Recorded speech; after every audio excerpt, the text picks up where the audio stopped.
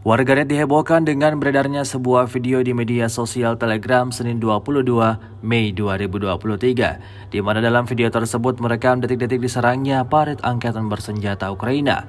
Kendaraan lapis baja unit T-72B3 Rusia tanpa ragu membongkar opornik dan personel TNI Ukraina dengan tembakan senjata 125 mm ke arah Kremlin. Seperti yang terlihat dalam rekaman, ledakan terus terjadi berulang kali di titik-titik yang berbeda.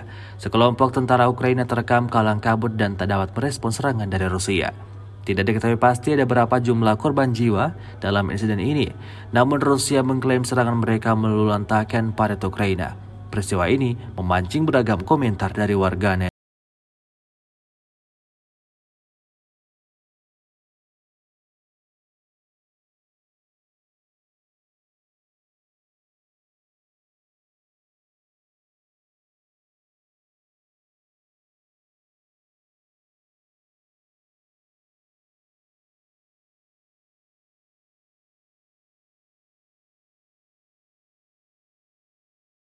Артиллерийских боеприпасов 58-й егерской и 72-й механизированных бригад вооруженных сил Украины.